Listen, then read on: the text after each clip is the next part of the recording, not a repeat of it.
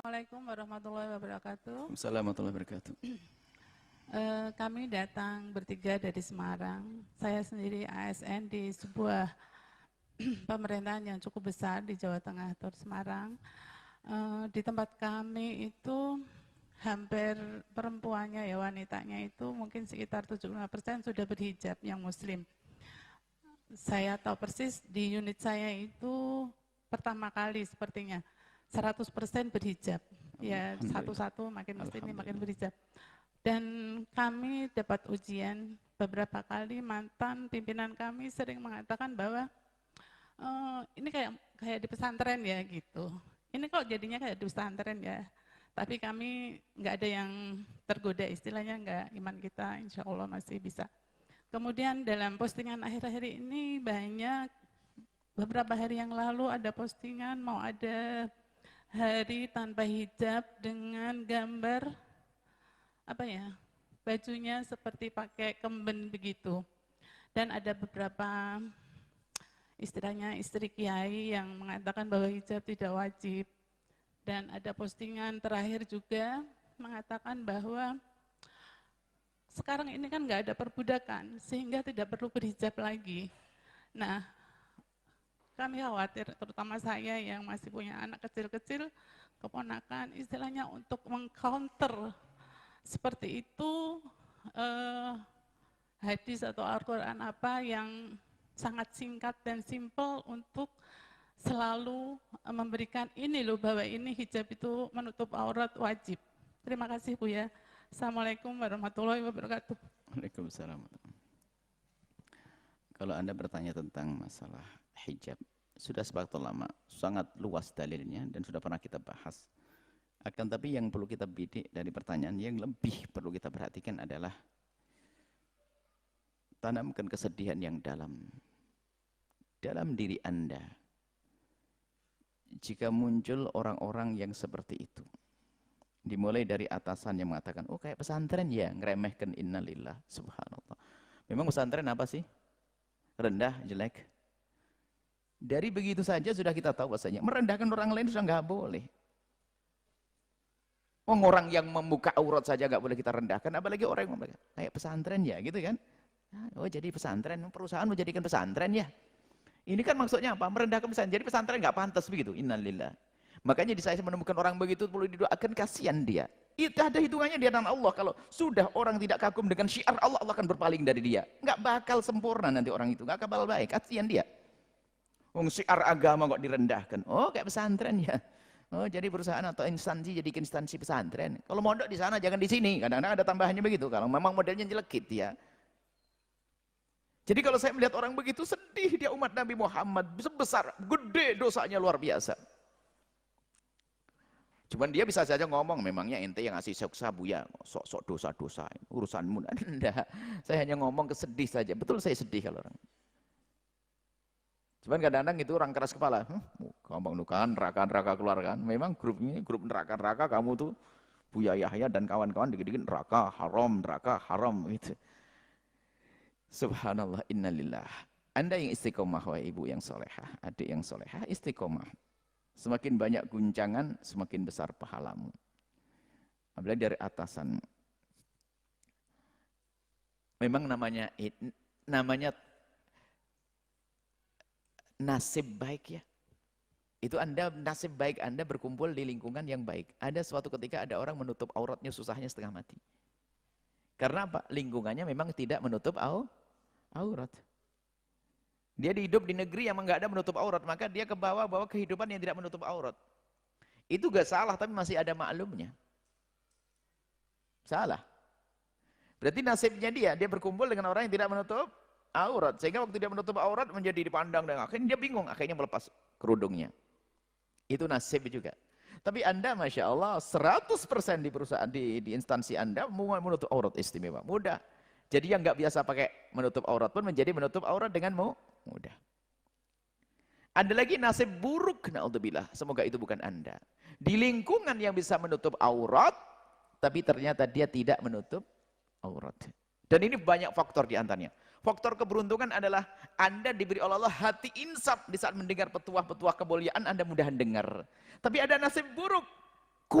Anda itu oleh setan diperdengarkan kepada orang yang dia tokoh, dipercaya, menfatwakan, kemudian Anda dengar, itu nasib buruk juga itu. Oh, dia di lingkungan orang yang menutup aurat, tiba-tiba dengar fatwa dinisbatkan pada ulama, kiai. Nggak ada ijma kesepakatan ulama itu. Kalau bicara di ahli tafsir tanya ahli tafsir dari dahulu. Ahli tafsir besar-besar. Kalau di ulama ahli fikih, tanya ahli fikih dari masa ke masa. Ayo, di mana? Sampai kemarin waktu kita bahasnya, enggak usah kita bicara dalil-dalil besar. Kepada kitab fikih, Anda kalau madhab Syafi'i. Di Indonesia rata-rata Syafi'i, ayo Anda jujur. Dengan kitab kecil, kitab Safinah saja. Enggak usah gede-gede. Safinah, agak dikit sih kitab krib. Bagaimana tentang muka arul? Ada aurat di dalam sholat, di luar sholat. Dibahas itu semua tentang apa? Sebelum bicara kitab besar, sebelum nanti tentang Al-Quran dan hadis Nabi yang sudah sangat luas. Oh, mbahnya dia itu baca kitab takrib loh ya. Mbahnya itu juga membaca kitab Safinatun Najah. Dan mbahnya juga menjelaskan misalnya. Tapi kenapa ketemu cucu, ketemu cicit ini kok seolah lebih hebat dari mbahnya? Biasanya salah berguru dia. Gurunya di mana? Gurunya kemana dia? Tapi ingat, Anda tidak perlu mencaci merendahkan orang-orang seperti itu. Hanya tadi kami sampaikan, tanamkan kesedihanmu yang dalam di saat ada orang atasan yang ngomong kayak begitu. Satu. Dan Anda harus tanamkan kesedihan yang dalam, ada lagi di atas namakan tokoh. Sebenarnya tokoh-tokohan atau tokoh beneran yang tiba-tiba mengatakan jilbab tidak wajib dan sebagainya. Na'udzubillah.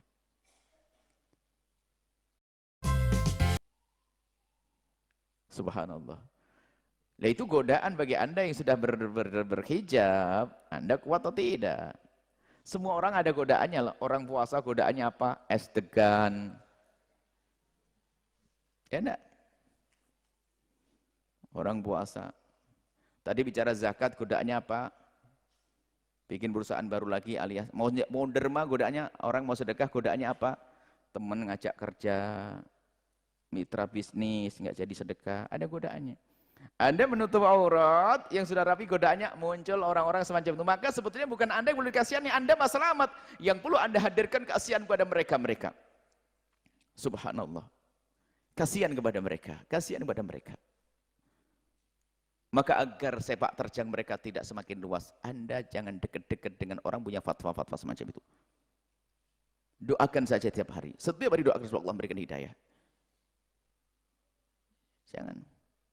Biarpun itu bapakmu, ibumu, kalau punya fatwa yang salah jangan dengar.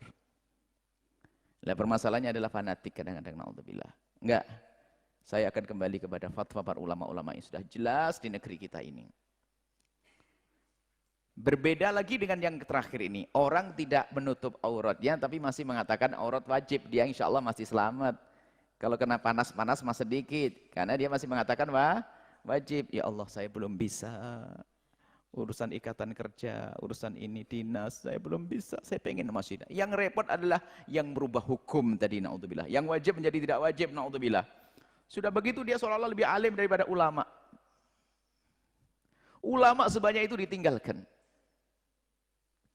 Saya balik begini. Saya balik, ini kan orang banyak ya. Ini orang banyak. Kemudian saya bilang, ini kayaknya gila semuanya, yang sehat saya. Saya jadi gila, gitu loh. Paham ya?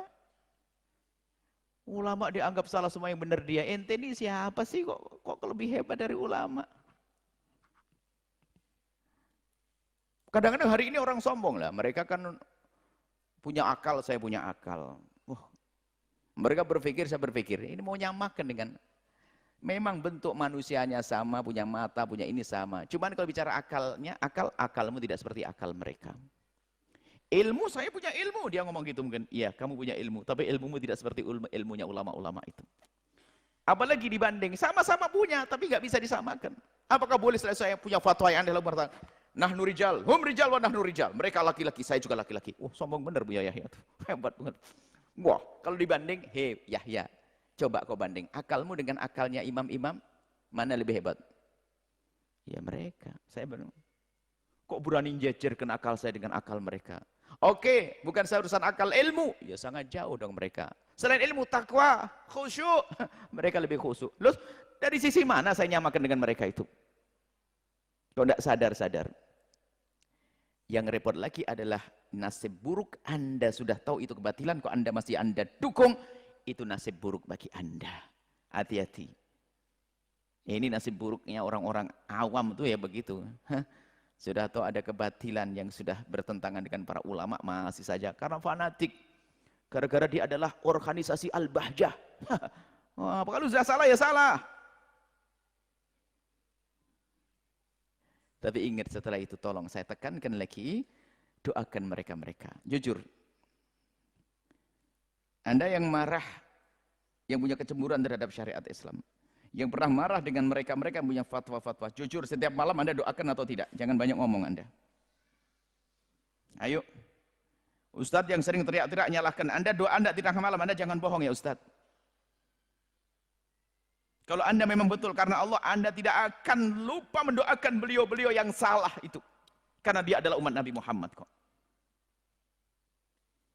Itu kejujuran antara kita dengan Allah. Bukan Allahu Akbar, sallu ala Nabi Muhammad, nyalain orang. Tapi kita tidak rindu. Tidak mengajak, tidak memohon. Panjatkan doa, bacakan Fatihah. Doa ya Allah.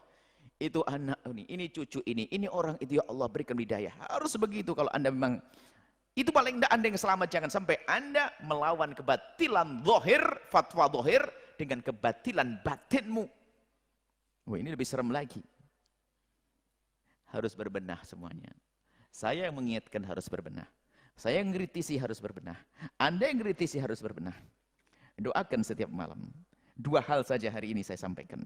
Di saat Anda menemukan orang-orang aneh semacam itu, dia umat Nabi Muhammad. Anda harus ternyuh, prihatin. Kalau Anda belum prihatin, khawatir tidak ada iman di hati Anda. Satu. Dan tanamkan di hati anak-anak Anda agar sedih. Yang kedua, doa.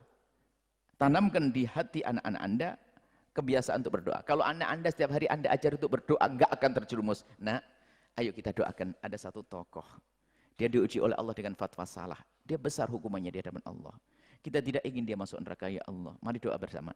Ya Allah, berikan petunjuk kepada ustadz atau ustadzah yang fatwa jilbab tidak wajib. Ya Allah, berikan petunjuk ya Allah. Jangan sampai ke hukum, jangan sampai dia masuk neraka gara-gara kerudung. Anak Anda dengar doa itu akan jaga jilbabnya nanti. Pertama hatinya bersih, bukan merendahkan. Mohon maaf kalau tadi saya ngomong keras itu memang gaya saya memang kadang krek begitu, tapi ya kan keras kadang-kadang kepada diri saya sendiri. Untuk sontek itu sakit dikit tapi enak setelah itu. Operasi ya apalagi kadang-kadang ya. Tapi saya mencintai dan syukur. Kita doakan itu orang-orang yang punya fatwa salah, semoga Allah memberikan hidayah. Allah mengampuni, mengangkat derajat mereka. Dan Allah memberikan keinsafan di dalam hatinya. Dan Allah menjaga kita semuanya. Dan semoga aib-aib itu tertutup nanti. Nggak akan diungkap lagi setelah itu dan redup, hilang. Yang tampak setelah itu syiar agama Nabi Muhammad SAW. Wallahu a'lam bissawab.